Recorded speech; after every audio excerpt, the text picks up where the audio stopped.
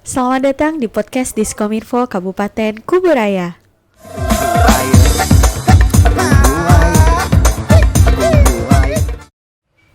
Oke, jadi selamat pagi semuanya. Selamat pagi Pak Rudi. Pagi Delia. Iya, jadi Fitri. iya, jadi hari ini kita kedatangan tamu yaitu Bapak Rudi Leonard sebagai Kepala Bidang Seni Budaya Tionghoa dan Ketua Makin Majelis Agama Konghucu. Betul, Pak? Benar Delia. Iya, apa kabar nih, Pak? Kabar baik, sehat.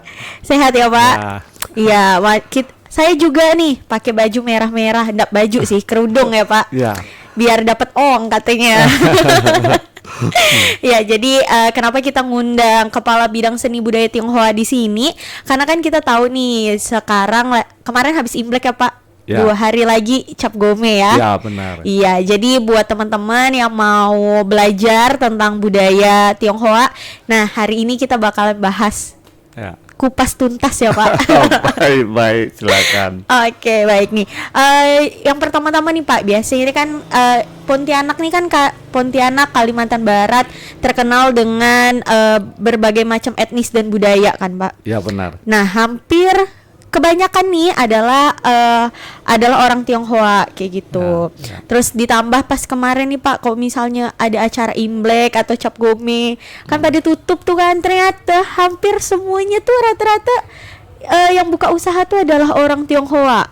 Ya kan Pak? Nah, jadi kita mau tanya-tanya nih Pak tentang Imlek. Imlek tuh apa sih Pak sebenarnya? Ya. Imlek sebetulnya adalah penggantian tahun. Dihitung dari tahun Kongzeli. Kongzeli artinya tahun kelahiran Nabi Kongzi. Ya, di 550 tahun sebelum Masehi. Oh, lama dah ya? Ya, sebelum Masehi. Jadi ditambahkan dengan tahun Masehi 2021, maka tahun Imlek ini jatuh di tahun 2572. 2572. Wah. Iya, ya. Oke, berarti Imlek itu adalah tahun barunya Iya, gitu. tahun barunya sebetulnya tahun barunya keagamaan ya.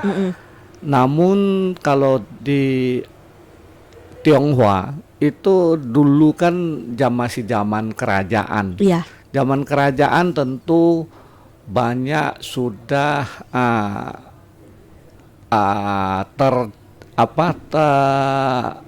menjadi satu adat budaya seninya, jadi merayakan di tahun baru Imlek.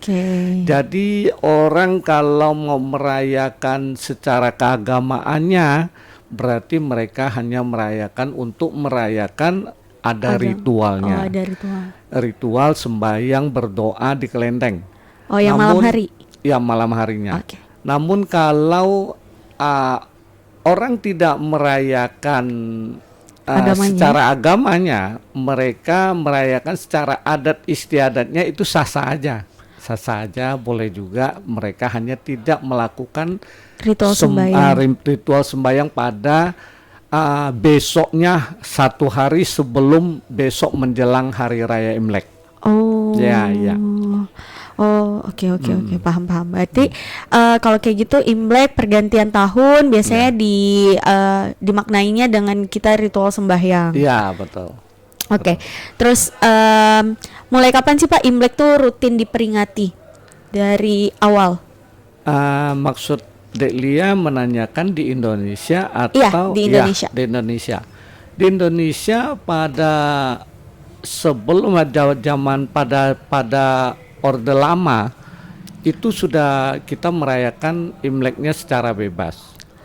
Namun di tahun 1967 melalui Impres nomor 14 di zaman Orde Baru, kita dibatasi itu tidak boleh melakukan kegiatan adat budaya secara keagamaan dan nuansanya orang Tionghoa, tidak boleh melakukannya di depan umum. Oh, tertutup berarti? Tertutup, boleh melakukan sendiri-sendiri, tapi tidak boleh melakukan sistem kelompok. Begitu. Jadi sampai zaman reformasi dan melalui Kepres nomor 9 tahun 2002 dan seterusnya, dan 2003, mulai dari 2003 Imlek sudah dirayakan secara umum. Ya, secara umum, dan boleh merayakan Imlek secara nasional, secara keluarga, secara kelompok itu ya? boleh. Berarti jadi sejak tahun 2003. Sejak 2003 sudah boleh secara umum, kalau enggak diam-diam. Padahal kan seru kan Pak, Imlek tuh, merayakan Imlek. Suka nengoknya. Benar. Terus Imlek itu kan identik dengan warna merah, katanya Ong. Iya. Ong tuh apa Pak? Keberuntungan ya? Keberuntungan, betul. Jadi makna dari menggunakan warna merah itu pada saat Imlek berharap ada keberuntungan. Benar, keberuntungan, dan menjadi satu warna merah itu identik sebuah keteguhan, dan keteguhan artinya keteguhan iman kita ya. Jadi bisa kita menjalankan aktivitas dengan baik, mengharapkan mendapat berkah dari keuntungan gitu. Berarti pantas semua ornamennya rata-rata merah. Merah. Apalagi barongsai merah emas ya. Ya, merah kuning, dua macam. Dua macam ya berarti. Ya. Tapi lebih condong ke merah. Lebih condong ke merah sih, betul. Terus buat teman-teman yang belum tahu, ini nih ada fakta menarik nih. Jadi angpau itu kan kita pakai amplop. Jadi amplop itu kan warnanya merah yang selalu dikasih. Benar. Kenapa selalu dikasih warna merah? Karena itu tuh keberuntungan. Sedangkan kalau amplop yang dikasihnya warna putih itu tuh menandakan duka cita. Ya, benar. Jadi jangan sampai salah ya Pak ya. Datang ngelayat pula ngasih amplop merah. Nggak boleh. Harus amplopnya putih. Amplopnya harus putih. Terus dulu itu tiap malam ya Pak, selalu ada bermain petasan pas Imlek. Itu tuh sebenarnya makna dari petasan itu sendiri apa sih? Makna dari petasan itu sebetulnya itu sebuah bunyian, itu cerita zaman kerajaan dulu. Ya, itu kerajaan yang tahun 2357 hingga 2255 sebelum Masehi. Ya, berarti kalau dihitung sekarang setelah Masehi sudah 4.000-an tahun yang lalu. Ya, pada saat itu memang kehidupan manusia kan masih kurang, masih jarang-jarang ya. Perantara hutan itu lebih luas dibandingkan dengan kependuduknya. Jadi pada saat itu memang masih ada makhluk-makhluk yang dikatakan makhluk yang bisa merubah wujud dan mengacaukan penduduknya. Jadi di situ penduduk merasa takut gitu ya. Takut ada suatu saat diberikan bunyian dan warna merah itu, rupanya baru tahu makhluk itu yang mengganggu itu takut pada dua macam itu. Sama bunyi-bunyian. Iya, bunyian dengan warna merahnya. Makanya setiap petasan itu warna merah. Iya betul. Bergantung panjang tuh kan? Iya, yang warnanya merah ya. Jadi supaya dia meledak, bunyinya itu dan warna merahnya itu nampak betul, akhirnya makhluk itu tidak berani dekat ke penduduk. Artinya begitu. Jadi turun menurun akhirnya yang kita laksanakan setiap itu menjadi sebuah budaya. Berarti mengenang lah ya. Jadi jangan sampai budaya dulu tuh hilang gitu. Iya, awalnya sebenarnya untuk sesuatu hal yang berkaitan dengan kehidupan. Namun lama-lama dan perkembangan berjalannya waktu akhirnya menjadi sebuah tradisi lah. Menarik. Pantes iya sih, petasan bikin kaget gak sih? Jadi mungkin silumannya langsung kayak ala kaget. Jadi langsung lari ya. Langsung lari dia. Iya. Terus Selain dari petasan, Imlek itu identik sama naga dan barongsai. Iya, iya. Lia dulu ngira barongsai itu versi naga gendut. Ya. Naga yang kecil-kecil yang panjang tuh biasa, yang kecil masih anak kecil gitu. Beda ya ternyata barongsai sama naga. Beda. Apa tuh Iya. maknanya, apa nih yang bikin membedakannya? Membedanya gini, kalau naga sebetulnya makhluk langit, dia bukan makhluk bumi. Ada dua berarti, ada langit sama bumi. Ya, dia makhluk langit. Naga itu, kalau makhluk langit sejenis seperti ada rohnya gitu ya. Terus ada namanya kilin. Ya, kilin yang tanduk satu. Jadi tengah-tengahnya tanduk satu. Dia seperti badak itu badak bercula satu yang sini. Bercula satu seperti itu. Tapi ini bentuk kilin, mukanya mirip-mirip barongsai. Itu pada saat Nabi Kongce lahir, itu dijaga 2 ekor naga itu.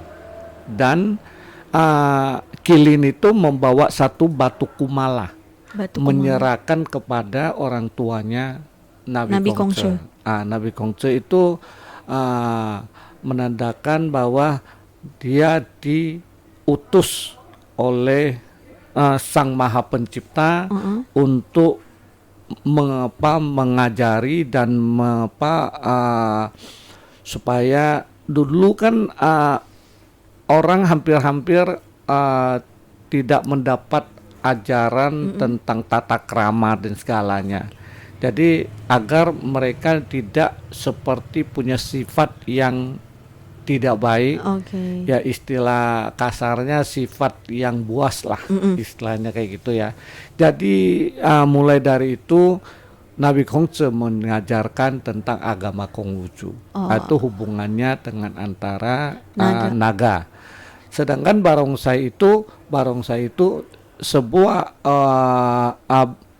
sai itu maksudnya sai itu adalah singa. Sai itu singa. Ya, sai itu singa. Singa itu adalah makhluk yang ada di bumi. Dan sai itu punya kekuatan dan ditakuti. Agar barongsai itu ditakuti, dan barongsai itu punya kekuatan, artinya sebuah gambaran bahwa barongsai itu punya keberuntungan juga gitu. Akhirnya orang sampai saat ini juga kalau ada buka kantor baru, ada peresmian apa, dia pakai barongsainya itu. Jadi barongsai itu makna dari beruntung. Barongsai itu maknanya mengusir roh-roh yang tidak nampak yang untuk mengganggu usaha ini, agar roh itu tidak kembali ke gedung itu kalau pakai barongsai. Terus barongsai itu juga membawa keberuntungan, artinya begitu. Menarik. Ya. Berarti jadi di Tionghoa dan Konghucu sendiri itu ada namanya makhluk langit dan makhluk bumi. Bumi ya. Bumi. Oke. Terus kan pernak-pernik dari Imlek ini nih banyak banget Pak. Kalau misalnya pernah nggak sih kayak ada salah satu pernak-pernik yang nggak ada, terus akhirnya kayak gimana? Atau emang harus ada pernak-perniknya, misalnya kayak barongsai sama naga. Terus salah satunya nggak pernah kan? Sebetulnya sih sampai saat ini kayaknya lengkap ya. Lengkap. Kalau tidak ada sih nggak ada masalah. Itu tidak tidak merupakan kewajiban ya. Itu pernak-pernik adalah hiasan untuk meramaikan, mensyukuri lah istilah gitu. Oke. Terus tradisi memberi jeruk ada kan Pak? Ya. Ya kan? Ya. Nih Lia nyontek loh ya Pak. Dalam bahasa Mandarin jeruk disebut cize. Ya. Betul nggak? Cize. Cize ya. Cize. Ci artinya rezeki. Ya. Dan ce berarti buah. Ya. Ya. Jadi kenapa kalau misalnya mau ada Imlek atau ada perayaan dari Tionghoa sendiri ada tradisi memberi jeruk? Jeruk itu menyimpulkan jeruk itu sebuah identik bahwa Jeruk itu kit ya. Kalau orang ke atau orang Teochew, orang Tionghoa ya mengatakan kit. Kit itu artinya sangat bagus lah, sangat bagus. Kit itu kebesaran ya, seperti ya. Kit itu seperti kebesaran. Jadi jeruk itu untuk sembayang pun, kalau untuk orang pun, kalau sembayang kita ritual itu kan ada buah juga, itu harus ada buah jeruknya. Identik dari buah jeruk itulah yang untuk sebuah kebesaran, artinya sebuah keberuntungan, kebesaran seperti itu.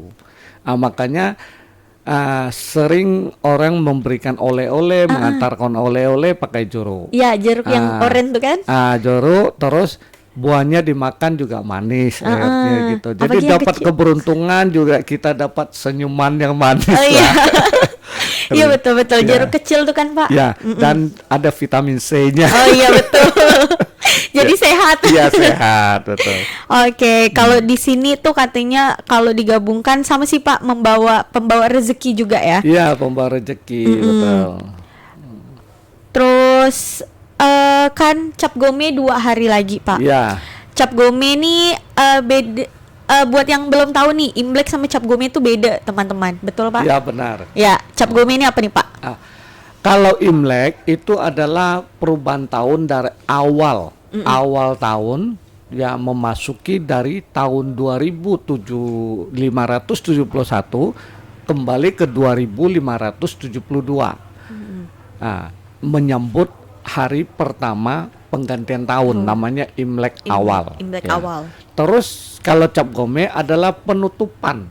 Karena tradisinya orang Tionghoa itu biasanya Imlek sampai 15 hari. Karena 15 hari orang Imlek, orang Konghucu, orang yang sembahyang di kelenteng, biasanya mengambil hari yang wajib sembahyang kelenteng, mengambil tanggal 1 Kung Celi dan tanggal 15.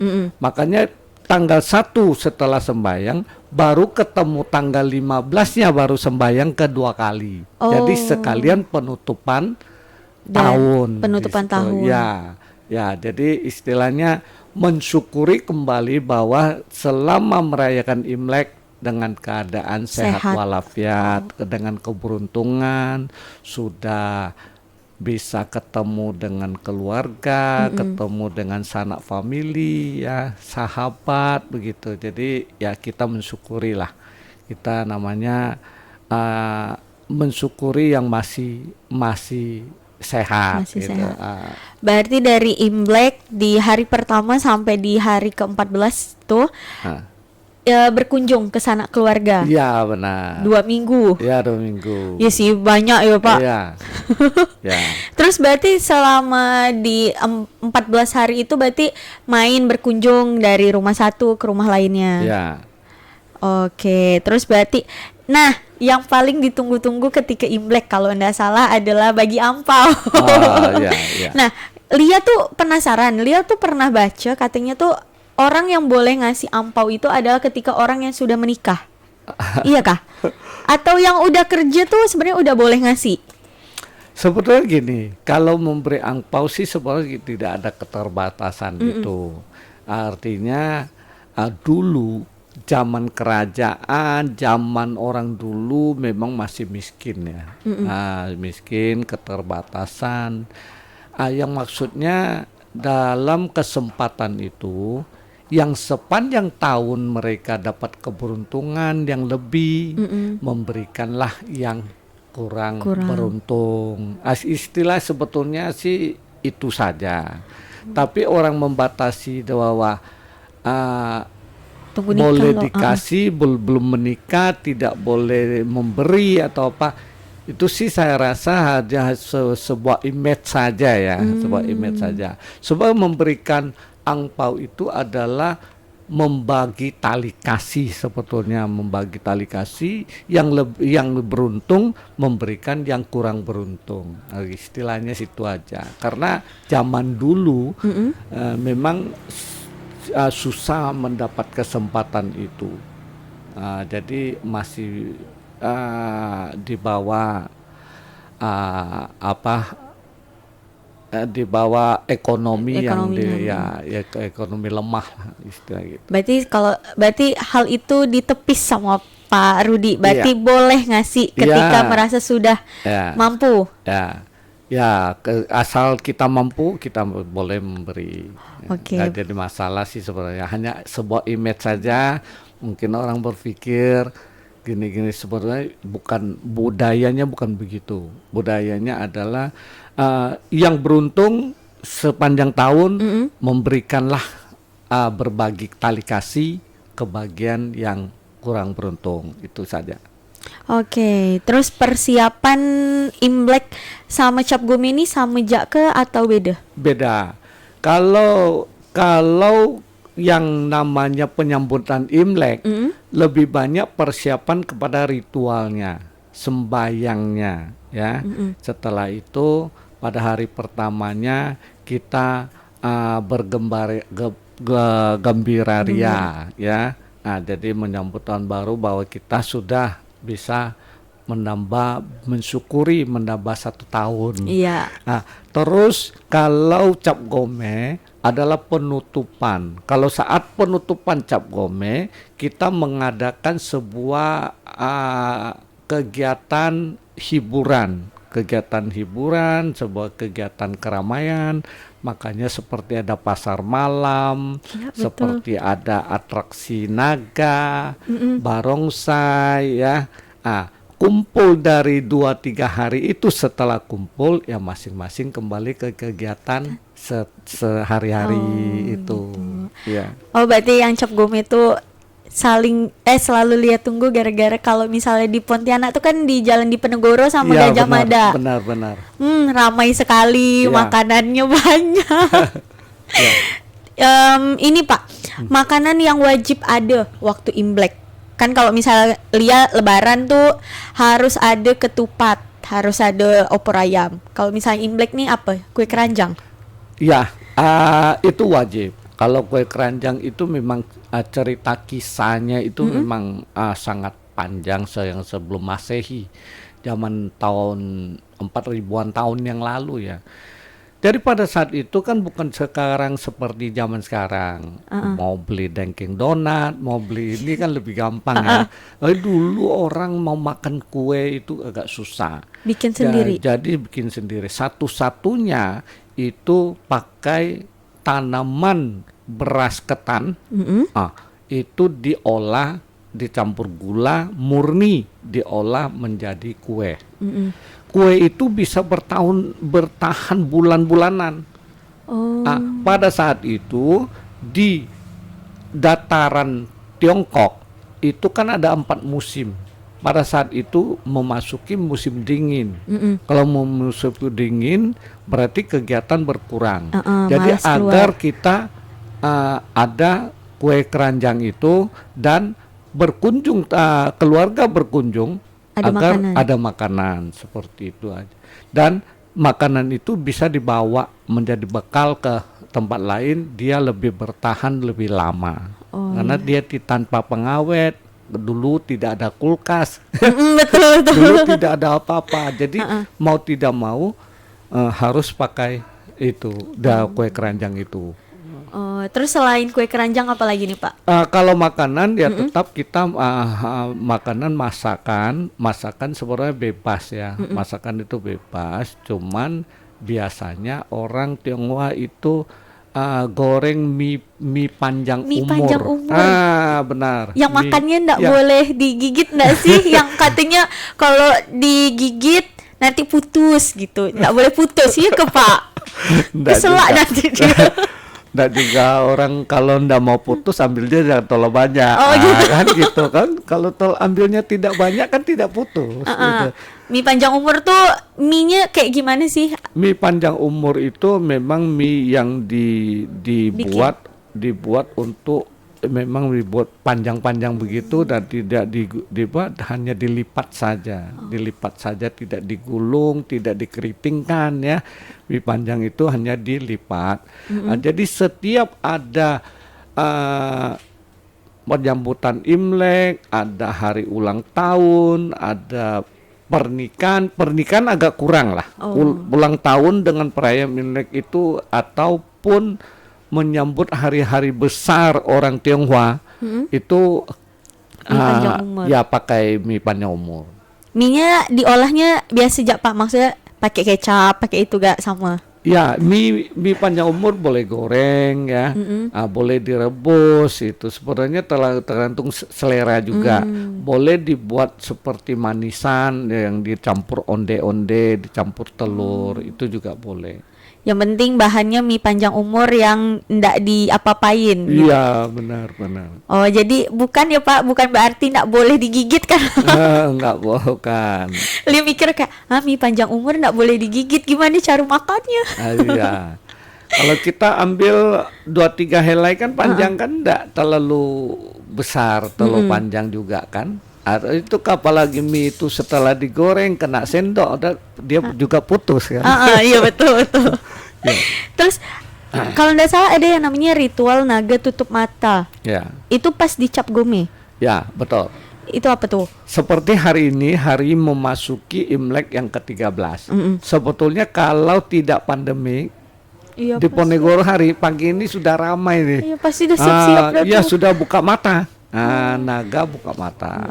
Artinya naga itu adalah makhluk langit. Ya, makhluk langit. Jadi buka mata seperti ada kehidupan tersendiri. Ya, seperti kehidupan tersendiri dari naga itu ada rohnya lah istilahnya gitu. Mengisikan rohnya itu beruntuk arahkan ke kota. Arahkan ke kota artinya untuk menangkis hal-hal yang tidak nampak, yang tidak baik, keburukan itu untuk menangkis itu. Seperti ritual pembersihan kota dengan makhluk yang tidak nampak seperti itu. Nah, jadi setelah buka mata diarahkan pada tanggal 16 besok, Imlek 16, terakhir kan 15 puncaknya. Iya. 16 dibawa ke tempat pembakaran. Jadi naga itu dibakar. Artinya diundang, dikembalikan gitu. Setelah buka mata, jadi kembalikan. Oke, jadi emang harus dibakar. Iya, betul. Dan dikembalikan ke langit, ceritanya gitu ya. Ceritanya begitu.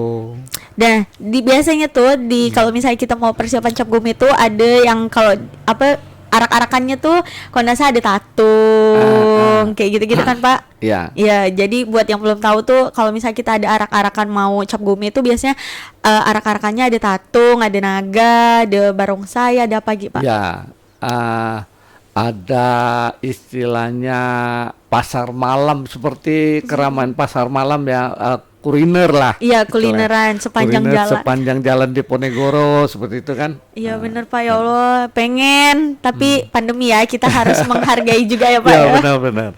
Berarti kalau misalnya ndak ada perayaan di jalan di Ponegoro atau ada kegiatan di Kelenteng atau di mana gitu ada ndak? Ndak ada. Tidak. Di pandemik ini sementara kita semua kegiatan kita batasi. Dan kita mengikuti himbauan pemerintah. Nah. Terus Cap Gome di hari ke-15 ya Pak. Ya. Terus ini nih bedanya Imlek dulu sama sekarang, kan sekarang ada pandemi. Kan kalau tahun lalu kita masih bisa ngerayain ya Pak. Ya. Belum masuk sampai ke Pontianak kan. Ya. Nah sekarang bedanya yang Bapak rasa ini Imlek dari dulu sama yang sekarang karena terhalang pandemi. Sebetulnya kalau maknanya sih tidak berkurang. Ya, karena Imlek itu bukan tujuan ke sebuah perayaan yang besar-besaran, hiburan segalanya. Makna dari Imlek itu adalah syukuran penggantian tahun, kita sepanjang tahun diberikan kesehatan, masih diberkati ya, kita jalani ya, tetap kita untuk situasi pandemi ini tetap kita jalani. Ya jalani, kita bisa berdoa di kelenteng, kita bisa sembahyang, ya kita bisa berdoa di rumah, dan maknanya untuk makan di rumah juga sama. Punya ada kue keranjangnya, ada sayur-sayurnya, makannya hanya memang tidak ketemu langsung atau ramai-ramai berkunjung ke tempat teman, sahabat, keluarga, seperti itu aja. Hanya dibatasi itu aja. Tapi kalau makna Imleknya sebelumnya dengan tahun sekarang juga tidak berkurang. Iya, tidak, harus tetap bertambah ya Pak. Tetap ya, harus bersyukur. Iya, tetap harus bersyukur. Terus ini Lia nih kepo nih kan Pak orangnya. Jadi Lia tuh cari-cari lah nih di internet. Katanya tuh selama kita merayakan Imlek itu tuh nggak boleh nyapu sampai hari keempat. Benar. Benar, biasanya, ini benar. Biasanya begini, 365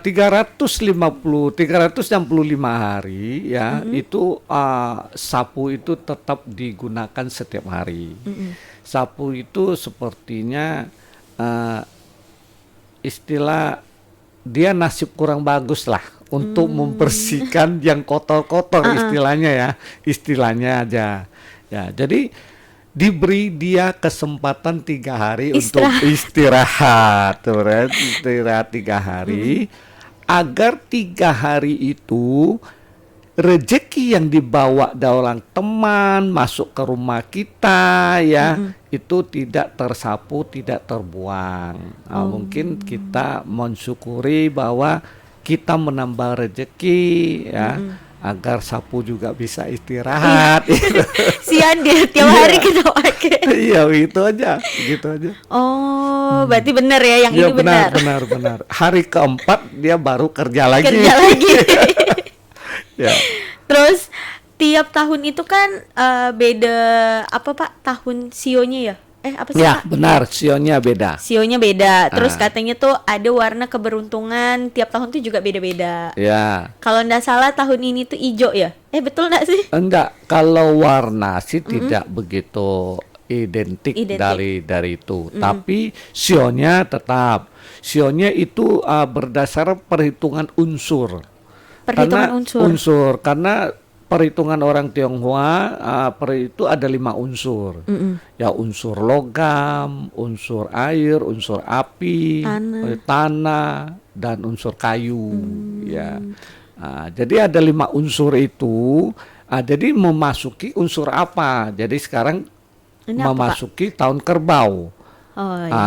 Jadi kerbau logam sekarang unsur ini 5 tahun ini masuk ke unsur kerbau logam. Berarti kalau misalnya tahun kan tadi katanya pakai perhitungan unsur, berarti ada orang sendiri yang menghitung nanti tahun depannya nih tahun apa kayak gitu. Ada. Itu ada. Memang dari zaman dulu sampai sekarang memang masih ada sisilanya. Ada cara tersendiri juga. Cara tersendiri untuk perhitungan itu. Oh, menarik. Ya.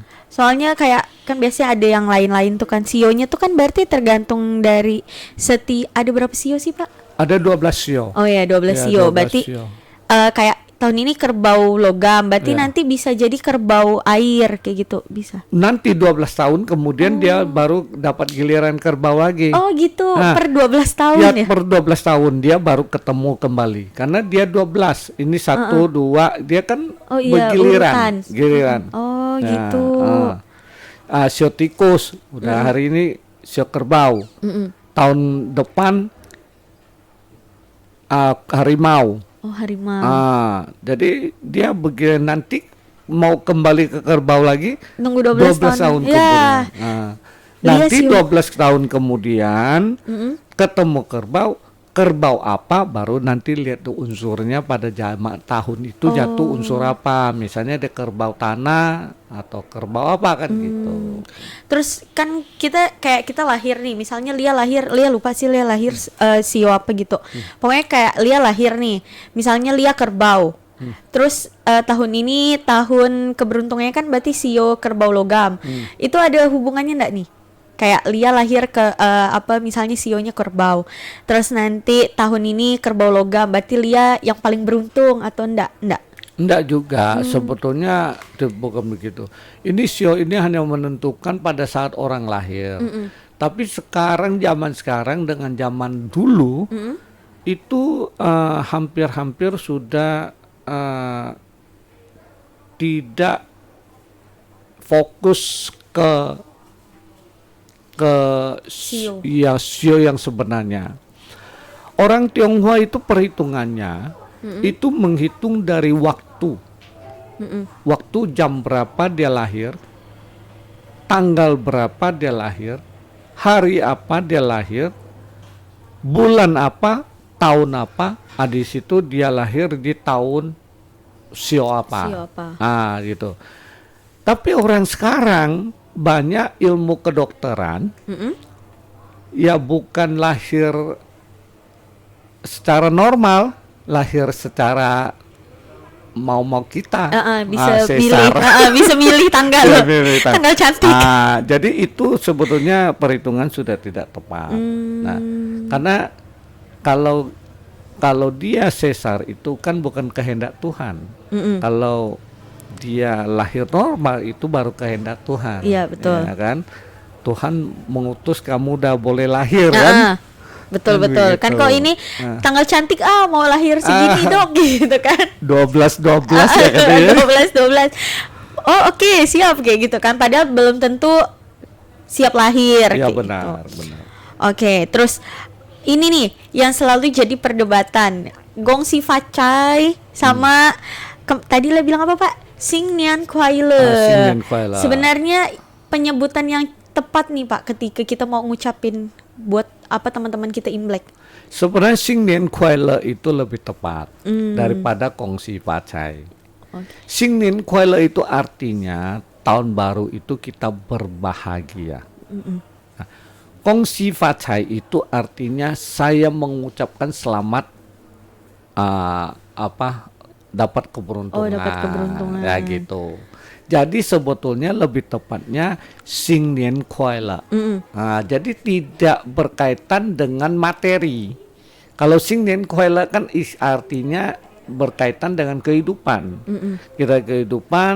Kita mengucapkan bahwa selamat tahun baru Imlek, semoga berbahagia kayak gitu ya. Itu tidak ada kaitan dengan materinya. Tapi kalau Gong Si Facai itu ada kaitan dengan materinya. Artinya semoga kamu kaya itu. Siap. Berarti harusnya Sing Nian Kuai Le. Iya, benar. Asik. Terus ini nih, Pak, Lia, Bapak ceritain lah yang tentang legenda ini loh, Pak, si monster yang bernama Nian. Nah, cerita, Pak. Ya. Dan itu ya wujud sebuah makhluk yang sangat-sangat menyeramkan. Dia biasa muncul pada saat dekat perayaan Imlek gitu. Dari muncul dia bisa memangsa. Pada saat itu kan masih hutan belantara. Jadi makanya di situ, dan orang dulu rumahnya kan jauh-jauh satu rumah jauh. Sekarang kampung-kampung kita masih banyak kayak seperti itu ya. Iya, betul. Jauh-jauh, ladangnya luas, dia tengah ladang satu rumah. Dari jauh-jauh satu rumah. Susah bertetangga. Susah bertetangga. Ada di situ mereka tidak seperti sekarang buat kompleks. Iya, koin sebelahan. Iya. Jadi itu di situ takut ya mereka. Karena dulu juga belum ada fasilitas penerangan, belum ada fasilitas penerangan, hanya seadanya aja, mungkin kayu bakar atau apa kan untuk menerangi situ aja.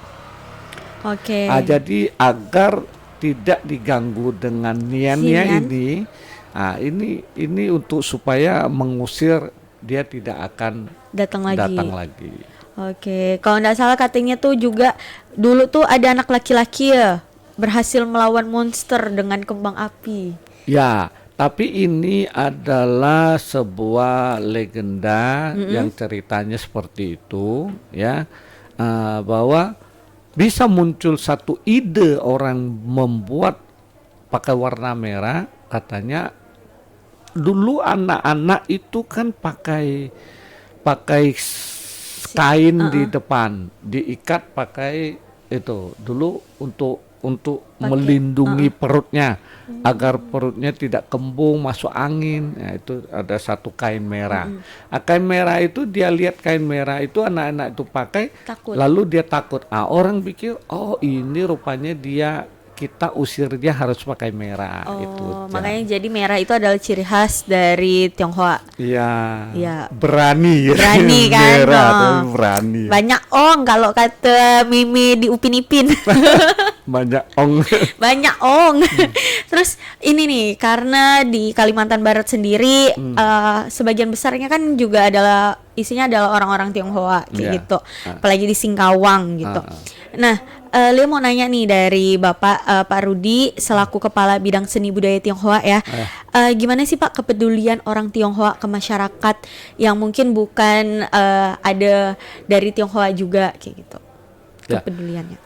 Sebetulnya kalau kita hidup bermasyarakat, kita tidak membedakan siapa etnis, siapa itu ya, tidak membedakan itu.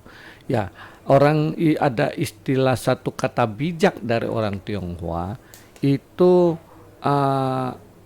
tetangga keluarga jarak jauh lebih baik ada tetangga yang lebih dekat. Istilah gitu. Biar kita punya saudara ada di Jakarta, tapi kalau ada terjadi apa-apa, siapa yang nolong dulu? Pasti orang yang terdekat. Itu istilah satu itu.